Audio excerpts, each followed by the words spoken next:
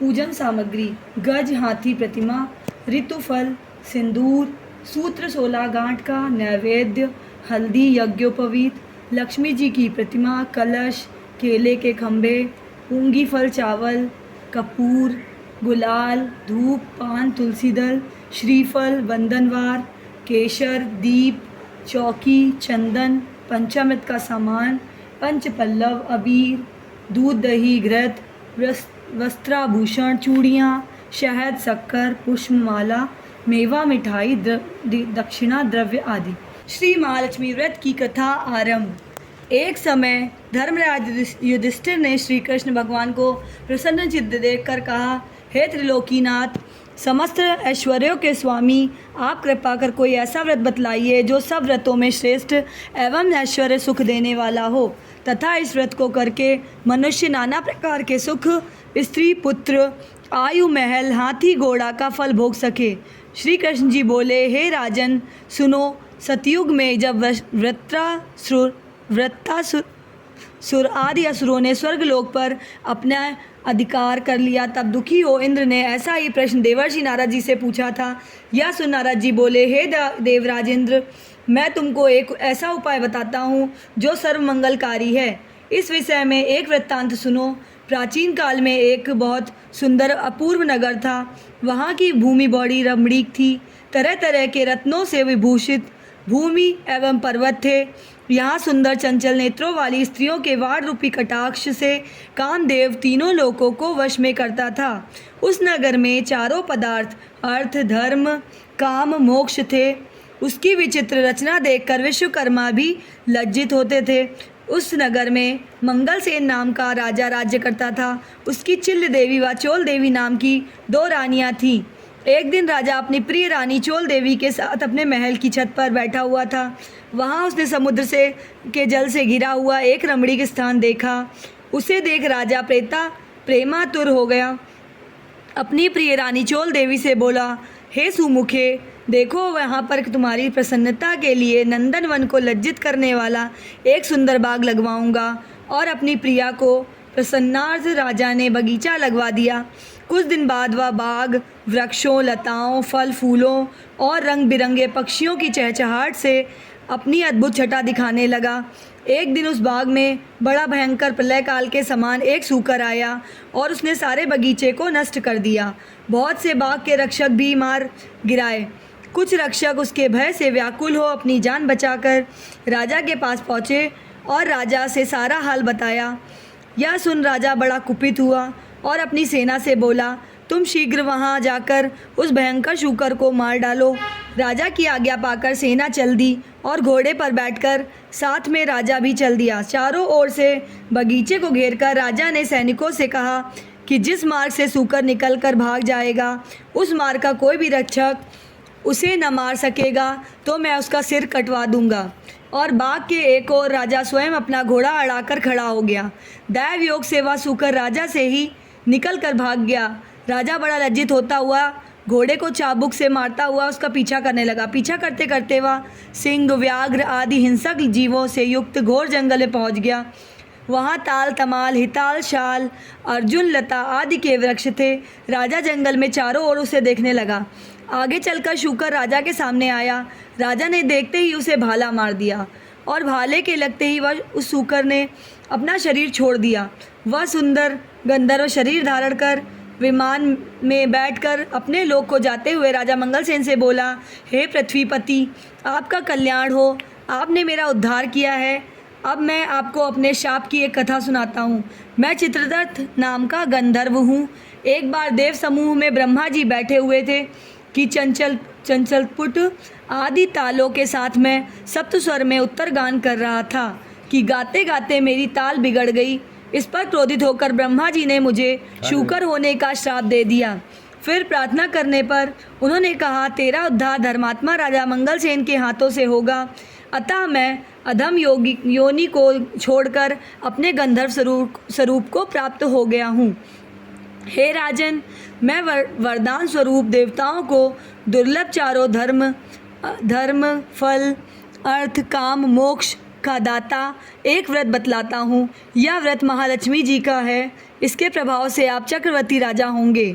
अब आप अपनी राजधानी वापस जाइए। नारद जी बोले, हे इंद्र, इस प्रकार कह गंधर्व अंतर्ध्यान हो गया।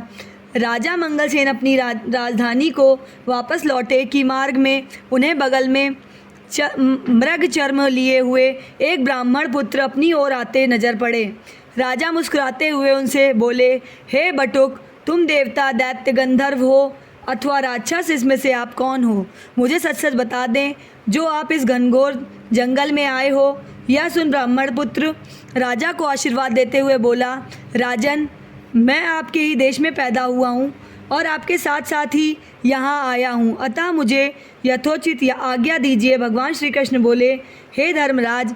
इस प्रकार उसके पूछने पर राजा ने कहा, हे विप्र, तुम्हारा नाम आज से नूतन होगा। अब तुम किसी सरोवर में से ठंडा जल लाओ। राजा की आज्ञा पाकर वह नूतन राजा को एक सुंदर वृक्ष के नीचे बिठाकर आप घोड़े पर सवार होकर जल की खोज में चल दिया। आगे चलकर उसने रंग बिरंगे पक्षी देखे। वह वहीं पर चल पड़ा। थोड़ी देर में वह सरोवर के पास पहुंच गया। यह सरोवर बहुत ही रमणीक था। ऐसा प्रतीत होता था कि यहाँ भगवान नारायण का ही निवास स्थान है। सुंदर सुंदर कमलों से सुशोभित, चक्रवाक आदि पक्षियों से युक्त, तेज हवा से उठने वाली लहरों को शांत करने वाला, मीठे जल वाला, महर्षि अगस्त्य की तृषा शांत करने वाला शीतल जल से परिपूर्ण था। जैसे ही वह आगे बढ़ा कि उसका घोड़ा कीचड़ में फंस गया, अतः वह घोड़े पर से उतरकर सरोवर के चारों ओर देखने लगा। समीप ही उसने सुंदर सुंदर वस्त्राभूषणों से सुसज्जित मृगनयनी स्त्रियों को देखा, जो मधुर ध्वनि से मंगल गान करती हुई पूजा कर रही थी। नूतन अपने दोनों हाथ जोड़कर स्त्रियों के पास जाकर विनम्र भाव से बोला, हे माताओं, आप सब बड़ी श्रद्धापूर्वक किसकी पूजा कर रही हैं और इसकी क्या विधि है तथा क्या फल है? सच सच मुझे बताएं। नूतन की मधुर वाणी सुनकर वे बोली कि हे विप्र, भक्ति भाव से श्रद्धा युक्त होकर सुनो। जो भगवती माया, प्रकृति और शक्ति नाम से प्रसिद्ध है, हम उसी महालक्ष्मी का व्रत कर रहे हैं। उसी व्रत की कथा तुम भी सुनो। स्त्रियों को नूतन को व्रत की विधि कहना। हे ब्राह्मण, यह व्रत भाद्र पक्ष महीने की शुक्ल पक्ष अष्टमी से प्रारंभ होता है। इस दिन प्रातःकाल उठकर 16 बार हाथ पांव और मुंह धोकर 16 धागों से युक्त एक डोरी लेकर उसमें 16 गांठ लगावें तथा चमेली के पुष्प, कपूर, धूप आदि सुगंधित पदार्थों से प्रत्येक गांठ की पूजा करें और ओम महालक्ष्मी नमः इस मंत्र से 16 बार अभिमंत्रित कर श्री महालक्ष्मी जी से प्रार्थना करें, हे महालक्ष्मी, आप हमें धन्य धान्य, पृथ्वी, धर्म, कीर्ति, आयु, यश और शोभा और तथा हाथी घोड़े पुत्र दो। हे विप्र, इस प्रकार ध्यान करते हुए उस सूत्र को पुरुष अपने दाहिने अंग में और स्त्री अपने बाएं अंग में धारण कर 16 धूप के पौधे तथा अक्षत लेकर कथा सुने। इस प्रकार भादौ सदी से लेकर आश्विन वदी अष्टमी तक नित्य प्रति कथा सुनना चाहिए। तत्पश्चात अष्टमी के दिन रात्रि के समय जितेंद्रिय व्रत कर्ता को स्नान कर श्वेत वस्त्र धारण करके, पूजा ग्रह के दिन रात्रि के समय जितेंद्रिय व्रत कर्ता को स्नान कर श्वेत वस्त्र धारण करके पूजा गृह में जाना चाहिए और पूर्व की ओर मुख करके पवित्र आसन पर बैठकर सफ़ेद मोतियों से युक्त अष्टदल का कमल बनाएं। उस पर कमलासन मंद मंद मुस्कान करती हुई शरद के तुल्य कांतिवान चतुर्भुजी, दोनों हाथों में कमल लिए हुए, श्वेत वस्त्र धारिणी, आभूषणों से सुशोभित, अभय वर देने वाली, दोनों ओर हाथियों की सूंड के जल के से सींचे जाने वाली श्री महालक्ष्मी जी का ध्यान करते हुए कपूर, अगरबत्ती, चंदन से भगवती का चित्र बनाकर आवाहन करें कि हे महालक्ष्मी, भगवान विष्णु के पास से आप यहाँ आओ। आपके लिए भी मैंने षोडशोपचार पूजन सामग्री एकत्रित की है। हे विप्र, इस प्रकार 16 दिन समाप्त होने पर व्रतकर्ता को श्रद्धानुसार उद्यापन विधि करनी चाहिए। उद्यापन विधि इस प्रकार है। स्वर्ण के पत्र से गऊ के सींग मड़वाकर तथा सोना एवं अन्य वस्त्रादि किसी वेद पाठी ब्राह्मण को दान में दें। यदि इतना न हो सके तो यथाशक्ति द्रव्य दे दें अथवा 16 ब्राह्मणों को जिमाकर वस्त्र आदि की दक्षिणा देवें। हे विप्रपुत्र, हमने तुमको सर्वोत्तम व्रत बतला दिया है। जिसके करने मात्र से इच्छित फल प्राप्त होता है। इस व्रत को तुम करो, अपने राजा से कराओ तथा जो श्रद्धा से करना चाहे उसे भी कराओ। भगवान बोले, हे युधिष्ठिर, इस प्रकार इस व्रत को स्त्रियों के मुख से सुनकर नूतन बड़ा प्रसन्न हुआ तथा उनको प्रणाम करके अपने घोड़े को कीचड़ में से निकालकर ठंडा पानी पिलाया और कमल के पत्ते का दोना बनाकर उसने पानी लेकर घोड़े पर बैठकर राजा के पास आया। राजा को जल पिलाकर नूतन बोला, हे राजन, आज मैं यहाँ पर जो कुछ स्त्रियों से सुनकर आया हूँ उसे ध्यान से सुनो। इस प्रकार का सारा हाल सुनकर उस व्रत को नूतन तथा राजा दोनों ने किया। उस व्रत के प्रभाव से ब्राह्मणों में श्रेष्ठ ब्राह्मण नूतन तथा राजाओं में श्रेष्ठ राजा मंगल हो गया। तदुपरांत राजा ब्राह्मण को साथ लेकर घोड़े पर सवार होकर अपने नगर को चल दिया। राजा का आना सुनकर सब नगरवासी बड़े प्रसन्न हो गए और भेंट आदि वस्तु लेकर बाजे के साथ राजा की अगवानी करने चल दिए। चारों ओर घंटा और घड़ियालों के शब्द होने लगे। ऐसा मालूम होता था कि खुशी के मारे सारा नगर नाच रहा है। 16 श्रृंगार किए हुए गजगामिनी स्त्रियां भी मंगल गीत गाती हुई राजा की अगवानी को आईं। नगरवासियों द्वारा सत्कार किया गया। राजा ब्राह्मण कुमार नूतन के साथ घोड़े पर से उतरकर अपने महल में रानी चोल देवी के पास गए। रानी चोल देवी राजा के हाथ में सूत्र बंधा देखकर क्रोधित हुई, परंतु क्रोध को छुपाकर विचार करने लगी कि राजा शिकार के बहाने किसी अन्य स्त्री से प्रेमालाप करने लगे हैं। इसी कारण इसकी बाह में उस स्त्री ने अपने सौभाग्य के लिए यह डोरा बांध दिया है और साथ ही मुझे देखने के लिए इस ब्राह्मण को भेजा है। अतः क्रोधित होकर उसने डोरे को राजा की बाह में से तोड़कर फेंक दिया। राजा उसकी करतूत न समझ सका क्योंकि वह सेवकों और मंत्रियों को जंगल का सारा हाल बता रहा था। उसी समय राजा की दूसरी पत्नी रानी चिल्ल देवी की एक दासी राजा को देखने वहां आई। उसने भूमि पर पड़े उस डोरे को उठा लिया और उस ब्राह्मण से डोरे के बारे में सारा विवरण पूछा।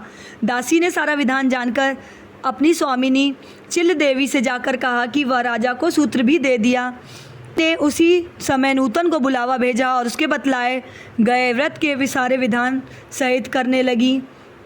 भगवान बोले कि हे पांडुनंदन युधिष्ठिर, 1 वर्ष बीतने पर लक्ष्मी पूजा के दिन रानी चिल्ल देवी के महल में अपार बाजे बजने लगे। यह देख राजा को वो लक्ष्मी पूजन की याद आई। राजा अपनी बाह में बंधे सूत्र को न देख नूतन से रानी चोल देवी द्वारा उसे तोड़कर फेंके जाने का सारा हाल राजा को बता दिया। यह सुनकर राजा बहुत ही क्रोधित हो गए। रानी चोल देवी ने बोला, अरे दुर्बुद्धे, अब मैं तेरे महल में लक्ष्मी पूजन न करके रानी चिल्ल देवी के महल में जाकर लक्ष्मी पूजन करूंगा। यह कहकर रानी चिल्ल देवी के महल को चला गया। इसी बीच लक्ष्मी जी बुढ़िया का रूप बनाकर परीक्षा लेने के लिए रानी चोल देवी के घर गईं। रानी चोल देवी उसका निरादर करते हुए बोली कि हे दुष्टे, तू कौन है, मेरे घर कैसे आई है, चल भाग यहाँ से। इस प्रकार लक्ष्मी जी रानी चोल देवी से अपमानित होकर उसे शाप देती हुई बोली, मूर्खे, तूने मेरा अपमान किया है, अतः तू सूकर मुखी हो जा और आज से इस मंगलपुर का नाम कोलापुर हो जाए। फिर वृद्धा रूपी लक्ष्मी जी वहाँ से चलकर परीक्षा लेने के लिए चिल्ल देवी के महल में गई। वहाँ रानी ने उनका बड़ा सम्मान किया। रानी ने सम्मानित होकर लक्ष्मी जी ने वृद्धा का रूप त्याग कर साक्षात अपनी लक्ष्मी स्वरूप धारण कर लिया। यह देख रानी चिल्ल देवी ने लक्ष्मी जी को साष्टांग प्रणाम कर बड़े प्रेम से नाना प्रकार से उनका पूजन किया। भगवती लक्ष्मी चिल्ल देवी से प्रसन्न होकर बोली कि हे चिल्ल देवी, मैंने से बहुत प्रसन्न हूँ, मन चाहा वरदान मांग लो। चिल्ल देवी बोली, हे सुरेश्वरी कमलासन अम्बे, जो भी प्राणी इस व्रत को करे और जब तक चंद्र सूर्य आकाश में रहें तब तक आप उसके घर को संपूर्ण ऐश्वर्य से परिपूर्ण रखें, उसके घर में सदैव विराजमान रहें आप, और मेरे पति सहित आपकी ये कथा सारी पृथ्वी पर विख्यात हो जाए। हे धर्मराज, रानी से भगवती लक्ष्मी तथास्तु कहकर अंतर्ध्यान हो गई। तत्पश्चात राजा मंगल ने रानी चिल्ल देवी के साथ बड़ी श्रद्धा से पूजन व्रत किया। दुराचारणी रानी चोल देवी ईर्ष्यावश होकर रानी चिल्ल देवी के महल में जाने लगी। वहाँ बैठे पहरेदारों ने उसे अंदर जाने से रोक दिया क्योंकि लक्ष्मी जी के शाप के कारण वह शूकर के समान दिखाई पड़ती थी। रानी दिखलाई नहीं देती थी। तब वह दुखी होकर जंगल में महर्षि अंगिरा के पास गई। उसकी यह दशा देखकर महर्षि अंगिरा ने अपनी ज्ञान दृष्टि द्वारा उसकी सारी बातें जान ली। तब मुनि ने लक्ष्मी जी से कुपित होने का कारण उससे कहा और स्वयं श्री लक्ष्मी जी से अपने अपराध की क्षमा याचना कर उससे श्री लक्ष्मी जी का पूजन व्रत करवाया। व्रत के प्रभाव से वह रानी पुनः अपने लावण्य रूप स्वरूप को प्राप्त कर कीर्ति पाने लगी। तदंतर उसी वन में राजा शिकार देख खेलने को गए। वहाँ मुनि अंगिरा की कुटी में रूप लावण्य से युक्त व उस अनुपम देवी को देखकर राजा मंगल बोले कि हे महर्षि, यह अपनी सुंदरता से इस वन को प्रकाशमान करने वाली स्त्री कौन है? इसका कारण मुझसे कहो। राजा की बात सुनकर महर्षि अंगिरा ने उसकी सारी कथा सुनकर रानी चोल देवी को उसे सौंप दिया। राजा प्रसन्नचित होकर रानी चोल देवी को अपने साथ लेकर अपनी राजधानी आया तथा रानी चिल्ल देवी अब सहित पृथ्वी के नाना प्रकार के भोग भोगने लगा।